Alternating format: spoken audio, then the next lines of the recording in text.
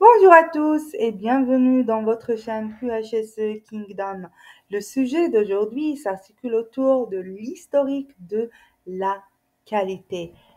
Parce que l'histoire est un perpétuel recommencement, à travers cette présentation, nous allons recommencer toutes les phases historiques qui ont mené à la notion de la qualité. Nous allons détailler toutes les circonstances qui ont fait naître la qualité. Cette vidéo est destinée aux professionnels QHSE, aux étudiants QHSE et à toute personne qui est intéressée par connaître la notion de la qualité. Ne zappez pas, restez avec moi, nous allons découvrir ces étapes. Première des choses, c'est de définir la qualité. Nous allons besoin de comprendre la qualité, donc il va falloir connaître un petit peu sa définition. La définition, bien entendu, puisque nous sommes dans un sujet normatif, nous allons nous baser sur un référentiel qui est la norme ISO 9000. La qualité, c'est quoi? C'est l'aptitude d'un ensemble de caractéristiques intrinsèques à satisfaire des exigences. Alors, comment vous décrivez la qualité d'un produit que vous avez acheté? Parfois, vous êtes satisfait, parfois, vous ne l'êtes pas.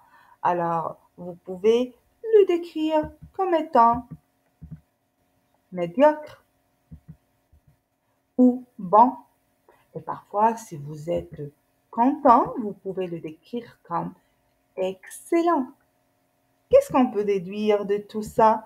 On peut déduire que la qualité est une perception subjective, d'où le ou la problématique dans les entreprises que nous allons découvrir par la suite. La qualité, elle diffère d'une personne à l'autre selon ses préférences et son échelle d'appréciation.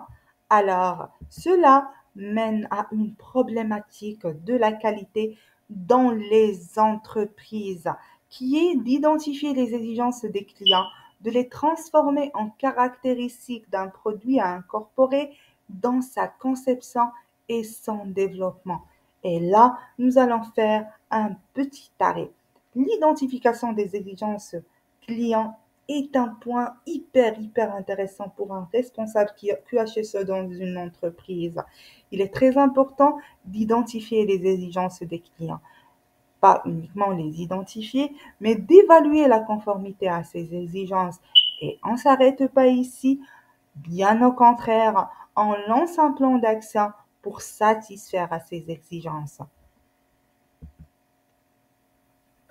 J'ai cherché pour vous d'autres définitions. La qualité, c'est la conformité d'un produit, d'un service, d'une organisation par rapport aux attentes implicites et explicites d'un client. La qualité, c'est faire bien dès la première fois en recherchant toujours l'amélioration et en satisfaisant toujours le client. C'est un atout essentiel pour pérenniser les contrats et un avantage concurrentiel pour obtenir de nouveaux marchés. Et finalement, c'est de satisfaire les clients tout en cherchant à s'améliorer. Bien sûr, l'amélioration, c'est le pilier le plus important de la qualité. On est toujours en amélioration. Le monde est toujours en amélioration. Les concurrents s'améliorent. Le client, il a de nouvelles exigences. Alors, nous devons être en phase avec cette amélioration externe. Nous devons chercher tout simplement à s'améliorer et à se démarquer par rapport aux concurrents. Et là, nous sommes dans le sujet le plus intéressant, c'est les 5 phases d'évolution de la qualité dans l'histoire que nous allons détailler une par la suite dans cette présentation. Premièrement, l'ère artisanale. Deuxièmement, l'ère industrielle. Troisièmement, l'âge du tri dans les années 40 jusqu'aux années 60. Quatrièmement, l'âge du contrôle des années 60 aux années 80. Et cinquièmement, l'âge d'amélioration des années 80 jusqu'à aujourd'hui. Ne zappez pas, découvrons. L'ère artisanale. Alors, l'ère artisanale, c'est vraiment l'Antiquité, c'est vraiment quelque chose de beau, quelque chose de simple. Mais pour la qualité, est-ce que c'est le cas? Nous allons découvrir. Jusqu'au 19e siècle, c'est l'ère artisanale. Alors, la qualité, c'est quoi? C'est la connaissance du métier, la conscience professionnelle et l'amour du travail bien fait. Alors, pour les artisans, il suffisait de connaître le métier, d'avoir une conscience professionnelle et d'aimer le travail bien fait. La clientèle, quant à elle, elle a été limitée, connue et fidèle. Alors, pour être clair, la qualité, c'est la concordance entre le réalisé et le spécifié. Le spécifié, c'est ce qui est défini. Mais malheureusement, le spécifié n'était que ce qu'on le savait faire. Donc, ce n'était pas forcément l'expression du besoin réel. Du coup, le choix était limité. Alors, on produit ce que l'on sait faire, quelles que soient les exigences du client. Du coup, le choix était très, très, très limité. Solution, l'ère industrielle. C'était quand? C'était la fin du XXe siècle avec notre scientifique miracle, Frederick Winslow Taylor. Alors, quelle était la problématique ou quelles étaient les circonstances? Durant cette phase, les communications se développent, la demande s'accroît. Du coup, il faut produire plus et plus vite. Et focalisez-vous sur cette partie. Il faut se focaliser sur la productivité. L'essentiel, c'est de produire, produire et produire de plus en plus vite. Alors, c'était l'axe le plus important chez Tyler. La main-d'œuvre était nombreuse, oui, mais malheureusement peu formée. Les machines sont peu performantes. Les coûts de production sont élevés. Alors, essayez d'énumérer avec moi ce tas de problématiques. Oh mon Dieu. Le travail de l'ouvrier est toujours identique à celui de l'artisan. Aucune amélioration. L'ouvrier, c'est lui qui organise son travail. Il n'y a pas d'ingénieur derrière ou de personnes auxquelles est affectée la gestion de la production. L'ouvrier, c'est le roi, c'est lui qui définit la productivité à travers la négociation. Alors, il peut être fatigué ce jour-ci, donc il va définir une productivité faible. Le jour d'après, il n'est pas satisfait de son salaire, il n'est pas satisfait du comportement de son manager, la productivité sera faible. Alors, et bien sûr, le résultat, c'est que la productivité est très très faible, sachant que c'est ce qu'on cherche. On cherche à hausser la productivité. Là, nous sommes face à un problème. Du coup, quelle est la solution? Monsieur Tyler, il a inventé l'Organisation scientifique du travail, OST. OST, c'est quoi? C'est une méthode pour définir la meilleure manière de réaliser une opération et le temps nécessaire pour l'exécuter. Je sais que c'est toujours ambigu pour vous. Nous allons détailler la OST. La OST ou l'Organisation scientifique de travail est là 4 principes de base. Premièrement, c'est l'étude de toutes les connaissances traditionnelles qui existent. Ce sont des connaissances quand même. On ne doit pas les gaspiller, on ne doit pas les négliger ou les omettre. Au contraire, on doit les étudier, les enregistrer, les classer et le plus important, c'est de les transformer en connaissances et en lois scientifiques. Là, si vous pouvez le remarquer avec moi, avant même de faire le point sur la gestion des connaissances organisationnelles qui n'a fait apparition qu'en l'année 2015 dans la nouvelle version de l'ISO 9001. Monsieur Tyler a travaillé sur. Mais c'est très bien. Deuxième étape, c'est la sélection des ouvriers et le perfectionnement de leurs qualités et connaissances. Un travail acharné sur les ressources humaines et leur formation. Troisièmement, la mise en application de la science du travail exécuté dans l'entreprise par des ouvriers scientifiquement entraînés. La sensibilisation du personnel, l'amélioration des connaissances des ressources humaines en les forme et en les, euh, en les donne des connaissances qui sont bien étudiées et bien organisées pour les entraîner à produire logiquement et correctement. Quatrième étape, la répartition presque égale du travail exécuté dans l'entreprise entre qui? Entre les ouvriers et les membres de la direction. Et là, comme vous pouvez le découvrir, c'est le leadership, le nouveau chapitre de la norme ISO 9001-2015 qui responsabilise la direction. Quel était le résultat de cet effort? Effectivement, on est arrivé à l'objectif. La productivité est haute, mais toujours un problème, c'est que la qualité des produits est en baisse. Pourquoi? Parce qu'il y a eu, selon Taylor, une absence des contrôles qui engendre un grand nombre d'incidents lors de l'utilisation des produits.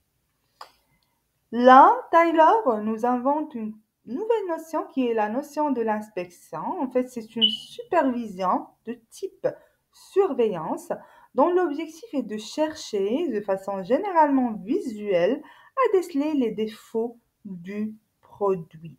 C'est visuel, on n'a pas de système automatique ou automatisé pour déceler les défauts, c'est uniquement visuel.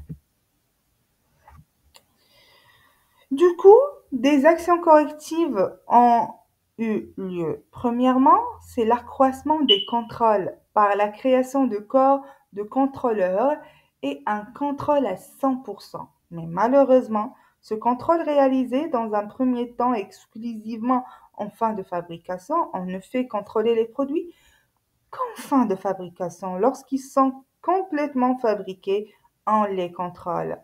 Et ça, bien entendu, va laisser apparaître une part importante de rejet de produits finis. C'est du pire et du pur gaspillage.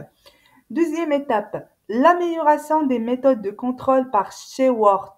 Alors, il y a ici la découverte de la maîtrise statistique des procédés, la MSP, et l'introduction de la méthode des cartes de contrôle. Alors, si vous voulez, il y aura une présentation qui sera destinée totalement à la maîtrise statistique des procédés.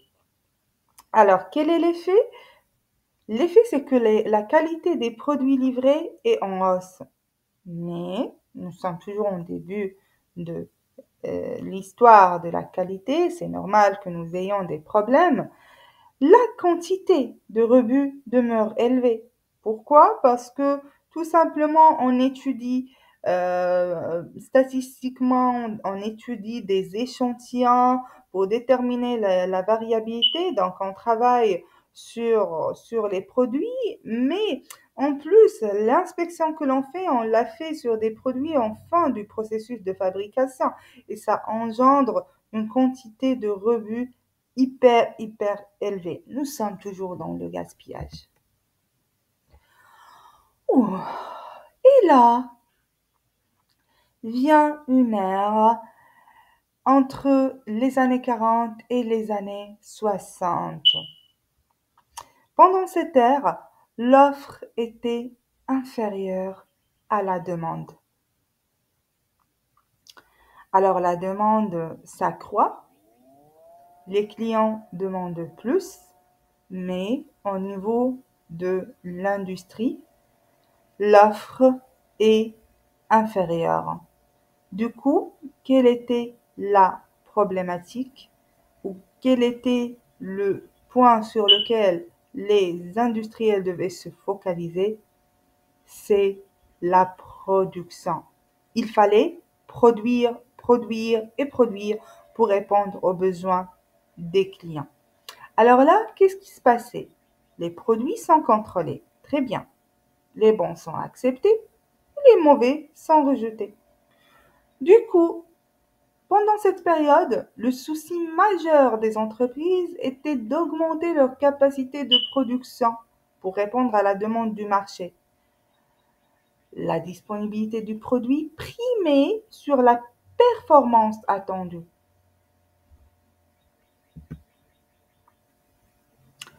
Alors, et pendant cette ère, il ne faut pas omettre l'influence de la Deuxième Guerre mondiale, qui a une part très très importante dans l'évolution de la qualité. Alors, qui dit guerre dit armes. On a besoin d'armes et les armes doivent être des armes de qualité pour pouvoir gagner la guerre. Ça, c'est normal. Alors, l'armée américaine, elle a donné une impulsion au contrôle statistique de réception ou d'inspection finale. Des procédures basées sur l'AQL. L'AQL, c'est quoi? C'est l'Average Quality Limit ou la NQA.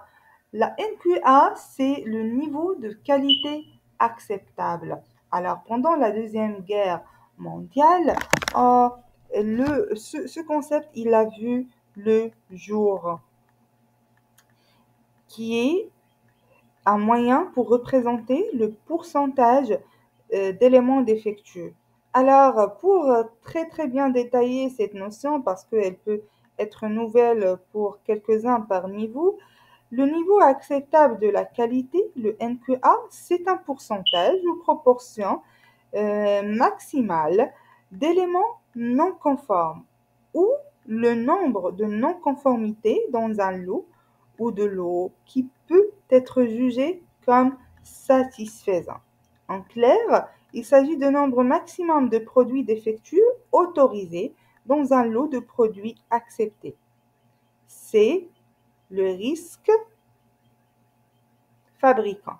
Alors, il y a une certaine quantité de non-conformes que l'on peut tolérer. Et c'est bien le niveau de qualité acceptable. Alors, certaines entreprises, pendant cette ère, ils ont introduit des méthodes plus performantes pour contrôler leurs produits, qui sont les plans d'échantillonnage.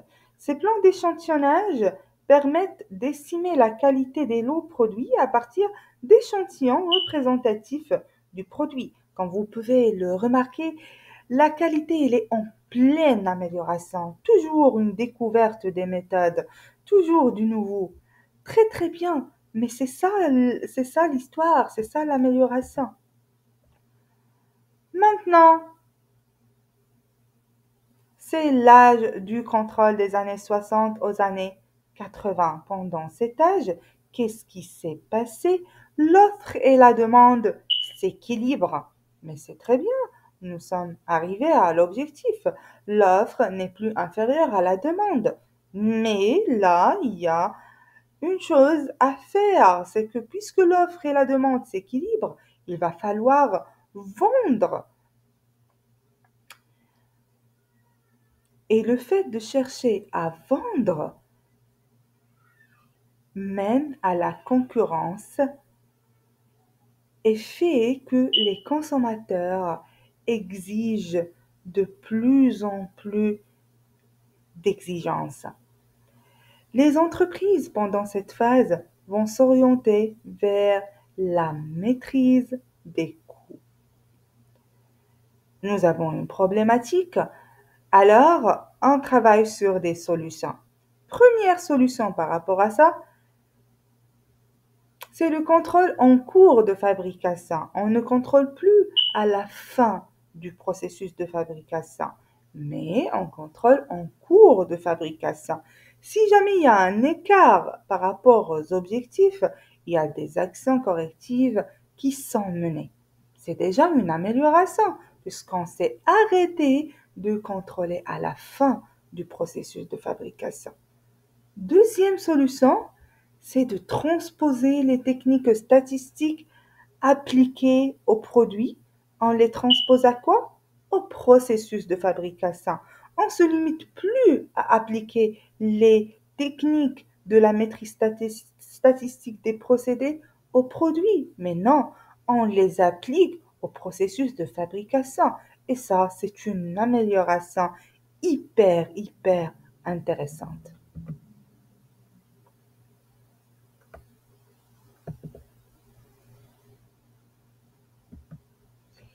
Et là vient l'âge de l'amélioration, des années 80 jusqu'à aujourd'hui. Pendant cet âge, qu'est-ce qui s'est passé? Eh bien, l'offre est supérieure à la demande. Et puisque l'offre est supérieure à la demande, les entreprises devront analyser le marché. Et après cette analyse du marché, ils ont découvert que la concurrence n'est plus une concurrence intérieure. Non, non, non. La concurrence est maintenant mondialisée. Alors, étudions les deux côtés, le côté client et le côté fournisseur. Au niveau des exigences clients, les mouvements de consommation coordonnent les forces et réclament non seulement des produits techniquement performants, non, mais encore des produits sécuritaires accompagnés d'un service. Regardez comment les exigences se sont intensifiées. Ils sont fidèles à une marque à condition si elle représente une valeur. La qualité a un prix, mais plus n'importe quel prix. La qualité devient très difficile à atteindre. Alors là, les fournisseurs devront réagir, bien entendu. Il y a de la concurrence mondialisée, il y a les exigences du client qui sont en train d'accroître. Alors les fournisseurs mettent en place des dispositions systématiques pour obtenir une qualité plus régulière et plus économique. Ils cherchent la régularité et ils cherchent bien entendu à économiser et à minimiser les dépenses. Accroître la performance globale de l'entreprise pour faire face à la concurrence. Et bien sûr, il faut être performant pour pouvoir se démarquer par rapport à la concurrence qui n'est plus intérieure, mais plutôt mondialisée. Les conditions conjoncturelles de cette période permettent d'innover au niveau des approches qualité. Il y a des notions, de nouvelles notions qui apparaissent, la notion de l'assurance de la qualité et la notion de la qualité totale. Ces deux notions qui deviennent une base importante pour la construction et le déploiement de la fonction qualité dans l'entreprise. Encore des choses à découvrir. Nous allons mettre le point ensemble sur ces concepts qui sont très intéressants dans la notion de la qualité. L'assurance qualité, c'est quoi? L'assurance qualité, elle consiste quant à elle à prévenir et à détecter les problèmes de non-qualité et démontrer l'efficacité des mesures prises afin d'inspirer confiance aux clients et au sujet de ces exigences. Alors, pour concrétiser les choses, l'assurance qualité, c'est premièrement la prévention. On essaie de prévenir les problèmes. Mais on n'est pas parfait. Il y a toujours des imperfections qui peuvent conduire à ces problèmes que l'on cherche à éviter. Alors, ces problèmes de non-qualité, lorsqu'ils surviennent, il faut prendre des mesures. Pourquoi? Pour premièrement les corriger et pour prévenir leur réapparition. Alors, ces mesures prises, on ne les prend pas d'une façon aléatoire, mais non, il faut étudier leur efficacité. Et tout ça, pourquoi on le fait? C'est tout simplement pour inspirer la confiance du client au sujet de ses exigences. Le concept de la qualité totale. C'est un concept sur lequel je vais travailler dans une prochaine présentation. C'est le concept de la qualité totale ou Total Quality Management. Ce concept, il met en avant la combinaison de deux facteurs. Il y a deux facteurs qui interviennent dans ce concept. Faire mieux avec moins de ressources. Faire mieux, mais avec moins de ressources. Au fur et à mesure des décennies, ce concept a évolué, donnant naissance à différentes méthodes et outils utilisés partout dans le monde. Ces méthodes et outils, nous allons découvrir dans une prochaine présentation. Et la notion qui règne dans nos jours d'aujourd'hui, c'est le management de la qualité. C'est quoi le management de la qualité? Le management de la qualité, il est défini comme un ensemble d'activités coordonnées permettant d'orienter et de contrôler un organisme en matière de qualité.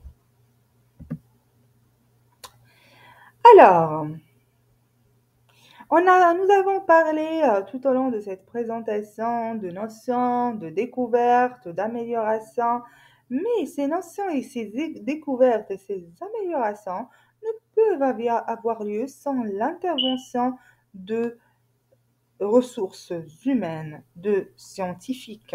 Ces scientifiques, nous allons les présenter à travers ce slide. Et si vous êtes intéressé, je peux réaliser des présentations pour parler de chacun de ces scientifiques et de ses découvertes et des outils qualité qu'il a mis à notre disposition et que nous utilisons jusqu'au jour d'aujourd'hui. Alors, au travers du XXe siècle, la gestion de la qualité a évolué. De quoi? Du contrôle qualité dans les années 1900 jusqu'à la qualité totale dans les années 2000, sous l'impulsion de scientifiques comme Taylor, Shewhart, Durand, Taguchi, Crosby, Ishikawa, Deming et autres, qui, par le développement de méthodes, ont permis d'améliorer tantôt le fonctionnement de l'entreprise ou la motivation du personnel, tantôt les produits et leur adéquation par rapport à la demande. Très bien.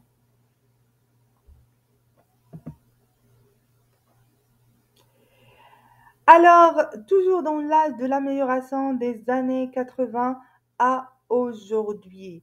Là, nous sommes dans une phase qui a fait une différence dans l'historique de la qualité, qui est l'élaboration des normes ISO 9000. Et ça a commencé en 1987. Alors, en 1987, l'Organisation internationale de normalisation, ISO, créant le comité technique ISO-TC 176, qui est composé de membres de 91 pays, a adopté la série de normes ISO 9000. En 1994, la série a été mise à jour selon une norme ANS ISO ASQ et les entreprises américaines ont pu être certifiées selon la norme. Désormais, comme on le sait tous, la norme ISO 9001 est reconnue dans le monde entier. Pleinement d'entreprises cherchent à se certifier selon la norme ISO 9001. De nombreuses entreprises n'achètent pas de chez vous à moins que vous ne soyez certifié ISO 9001. Et oui, des clients exigent que vous soyez certifié ISO 9001 pour qu'ils puissent acheter vos produits. Les normes ISO 9000 sont basées sur l'idée qu'un programme d'assurance qualité bien conçu donne confiance dans les produits de l'organisation et dans l'équipe de direction. Et finalement, nous allons voir toute la chronologie des faits de l'évolution de la norme ISO 9001. Ça a commencé en les années 1950 où le concept d'assurance qualité est né. En 1979, la création de l'ISO TC 176. En 1997, publication de la première version de norme ISO 9000. En 1990, décision de révision en deux phases. En 1994, révision phase 1, un premier toilettage, ISO 9001, ISO 9002 et ISO 9003 ainsi ISO 9004. En 1996, l'adoption des cahiers des charges de la phase 2. En 2000, publication des ISO 9000, ISO 9001, ISO 9004 version 2000. En 2002, publication de l'ISO 19011, la norme d'audit. Et cette norme, nous allons très bien l'étudier dans des prochaines présentations. Décision de lancement de la revue ISO 9001 et ISO 9004 en 2003. En 2004, l'adoption des cahiers des charges, publication ISO 9000 amendée. En 2008, publication de l'ISO 9001 version 2008. Pendant cette phase, tous les certificats émis selon l'ISO 9001-2000 sont valables au maximum jusqu'en novembre 2010. Et en 2015, c'est la publication ISO 9001 version 2015. Tous les certificats émis de l'ISO 9001-2008 pendant son phase sont valables au maximum jusqu'au 15 septembre 2018. Alors là, nous sommes à la fin de notre présentation d'aujourd'hui. Alors, j'espère que la présentation vous a plu, que ça a été bénéfique pour vous. Si vous avez des questions, que vous soyez étudiant, que vous soyez professionnel QHSE, n'hésitez pas à me les poser. Je suis à votre disposition. Passez une bonne journée. Au revoir.